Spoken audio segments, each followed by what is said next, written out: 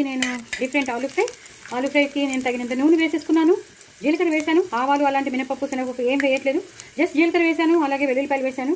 ఇప్పుడు నేను కొంచెం కరివేపాకు వేసుకుంటాను, అలాగే కొంచెం ఇంగు వేసుకుంటాను. ఇంగు వేసుకున్నాక నేను ఇలాగా యాక్టివ్గా పచ్చిమిరపకాయలు వేసేస్తాను.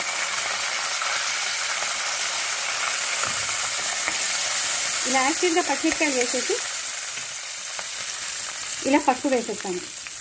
పసుపు వేసేసి నేను పసుపు మూడు పెట్టేస్తాను, సో దట్ అవి పేలుతూ ఉంటాయి కదా. నేను మళ్ళీ అవి వేగాక మీకు మళ్ళీ చూపిస్తాను. చూస్తారు కదండి, బాగా వేగిపోయి ఈ టైంలో మనం ఉల్లిపాయలు వేసేసుకుందాం.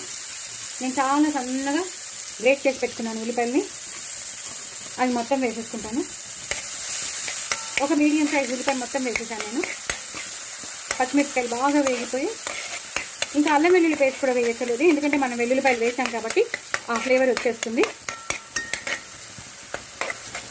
ఇవి బాగా ఇలా వేగిపోయాక కొంచెం పుదీనా వేయాలి మంచి ఫ్లేవర్ కోసం. వేసేసి ఇలా కలిపేయాలి.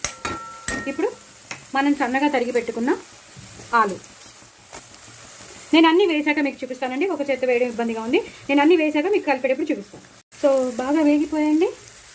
ఇప్పుడు కొంచెం రోస్టెడ్ సోంపు వేసేద్దాం, అలాగే నువ్వులు వేసేద్దాం. ఒకటి తర్వాత ఒకటి వేసేసుకోవచ్చండి. ఇంకా అలాగే కొంచెం కారం, మనం పచ్చిమిరపకాయలు వేసాం కాబట్టి చాలా కొంచెం కారం మీరు చూస్తున్నారు కదా. అలాగే ఉప్పు వేసేద్దాం, రుచికి తగినంత ఉప్పు, మీరు ఎలా తింటారో అలాగా. అలాగే మనం మినపప్పు శనగపప్పు నువ్వులు ధనియాలు చేసి పెట్టుకున్న ఎండుమిరపకాయలు, ఇవన్నీ మిరియాలు పల్లీలు ఇవన్నీ చేసి పెట్టుకున్న పౌడర్ అది. అలాగే కొంచెం గరం మసాలా ఫ్లేవర్ కోసం, కొంచెం గరం మసాలా, అలాగే ఆవాల మెంతుల పొడి నేను ఎప్పుడు చేసి పెట్టుకుంటాను కదా అది. అన్నీ కలిపేసేసుకుని చక్కగా ఇలా ఫ్రై చేసేసుకోవాలి. అన్నీ ఒకటేసారి వేసేయచ్చు, నో ప్రాబ్లం. మీ దగ్గర ఉన్న పౌడర్స్ అన్నీ వేసేసుకోండి. ఇవన్నీ మన ఇంట్లో ఉంటూనే ఉంటాయి, మనం చేసి పెట్టుకునే ఉంటాం కదా. ఇవన్నీ వేసేసుకోవాలి. నేను చెప్పాను కదా పచ్చిమిరపకాయలు ఎక్కువ వేసుకున్నాం కాబట్టి మనం ఎండు కారాన్ని తగ్గించేసాం.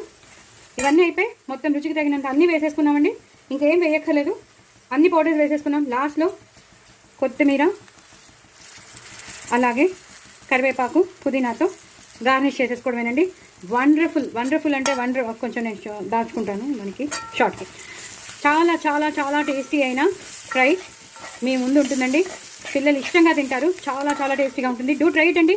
నేను చిన్న షార్ట్లోనే మీకు మొత్తం అంతా చెప్పేశాను, ఒక 3 minute షార్ట్లోనే మీకు అంతా రెసిపీ అంతా చూపించేశాను. అన్నీ వేగిపోయి సూపర్ ఉంటుంది. పిల్లలకి అన్నంలో కలిపి పెట్టండి, లేదా సైడ్ డిష్గా కూడా పనికొచ్చేస్తుంది. బట్ చాలా చాలా టేస్టీ ఆలు